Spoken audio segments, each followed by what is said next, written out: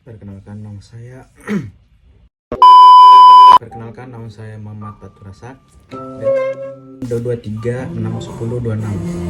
Jadi langsung saja saya akan membahas epilog dan makna manfaat mempelajari pergerakan Muhammadiyah. Muhammadiyah bukan hanya sekedar organisasi keagamaan, tetapi mereka merupakan salah satu tongkat sejarah perubahan besar umat Islam di Indonesia. Muhammadiyah adalah perintis dari organisasi muslim besar di Indonesia dan di seluruh dunia. Jadi Muhammadiyah itu lahir pada tahun 1912 oleh Kiai Haji Ahmad Dahlan. Nah, Muhammadiyah itu hadir sebagai bentuk reaksi atas kondisi sosial dan keagamaan umat Islam yang pada saat itu sangat terpuruk oleh kolonialisme dan kebodohan. Nah, gerakan Islam, jadi Muhammadiyah itu sebagai gerakan Islam yang membawa semangat tasdid atau pembaruan, Muhammadiyah menampilkan wajah Islam yang rasional dan bersih dari tahayul, bid'ah, dan kufarat, serta menjunjung tinggi pendidikan, kesehatan, dan kepedulian sosial.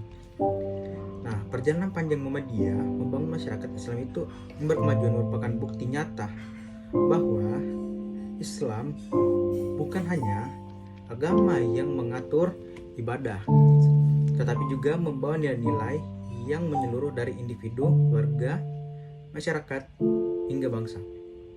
Nah, jadi teman-teman, dalam sejarahnya Muhammadiyah itu juga menunjukkan bahwa organisasi Islam dapat bersikap mandiri, eksklusif, dan adaptif terhadap zaman tanpa kehilangan jati diri dan idealismenya. Oke. Perintis dalam arti apa? Perintis bahwa orang Muhammadiyah tahu bahwa masalah ibadah itu selalu yang pokok. Harus sholat, harus puasa, harus menjalankan Islam dengan baik. Jadi apa sih makna dengan kita mempelajari pergerakan Muhammadiyah? Nah, makna yang bisa kita petik dari mempelajari pergerakan Muhammadiyah, yang pertama itu pemahaman. Jadi teman-teman, pemahaman akan pentingnya gerakan dakwah yang berorientasi pada perbaruan atau tajdid. Jadi teman-teman, Muhammadiyah mengajarkan bahwa Islam itu harus dibawa dengan semangat ijtihad, yakni berusaha memahami dan mengamalkan ajaran agama yang sesuai dengan tuntunan Al-Quran dan Sunnah yang murni, tanpa terbebani oleh hal-hal yang bertentangan dengan rasionalisme dan kemajuan zaman. Nah, yang kedua, kesadaran bahwa harus konkret dan solutif. Jadi bukan hanya retorika saja Muhammadiyah mengembangkan dakwah mereka, mengembangkan dakwah dalam bentuk nyata seperti mendirikan sekolah, rumah sakit, panti asuhan, dan universitas, yang dimana ini merupakan ini menanamkan kepada kita teman-teman bahwa dalam Islam itu juga harus memberi manfaat sosial yang luas bagi umat manusia.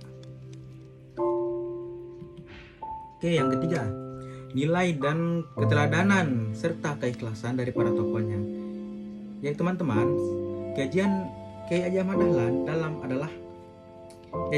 Kiai Haji Ahmad Dahlan adalah figur reformis yang rendah hati, berilmu tinggi, namun tetap sederhana dan peduli pada kaum duafa, yaitu memahami perjalanan hidup dan pemikiran tokoh Muhammadiyah dapat menginspirasi kita untuk menjadi muslim yang aktif, produktif, dan punya dedikasi terhadap masyarakat. Oke, lanjut teman-teman, yang ketiga. Jadi yang ketiga itu adalah manfaat mempelajari pergerakan Muhammadiyah. Jadi ini singkat saja. Jadi dengan mempelajari manfaat pergerakan Muhammadiyah, kita itu jadi mempelajarinya. Jadi langsung saja teman-teman, yang ketiga itu adalah manfaat mempelajari pergerakan Muhammadiyah. Jadi teman-teman, mempelajari pergerakan Muhammadiyah memiliki banyak manfaat teman-teman, khususnya bagi generasi muda seperti kita, mahasiswa dan diantaranya. Oke, lanjut. Pertama, memperkaya wawasan sejarah Islam Indonesia. Dengan kita memahami peran Muhammadiyah dalam perjuangan kemerdekaan, dalam pembangunan bangsa yang menjadi lebih baik, kita paham bahwa Islam dalam kebangsaan bukanlah dua hal yang bertentangan. Muhammadiyah membuktikan bahwa umat Islam bisa menjadi pelopor kemajuan tanpa harus meninggalkan identitas keislamannya. Oke, lanjut yang kedua, teman-teman. Ya, yang kedua itu memperkuat semangat sosial dan kemanusiaan. Oke, sebagai gerakan yang berbasis amar ma'ruf nahi munkar, Muhammadiyah itu konsisten, teman-teman, dalam pelayanan sosial, pendidikan, dan kesehatan. Jadi kita harus belajar bahwa menjadi muslim sejati berarti harus turut menyelesaikan masalah-masalah yang nyata di masyarakat. Yang ketiga itu motivasi untuk berorganisasi dengan visi misi yang jelas.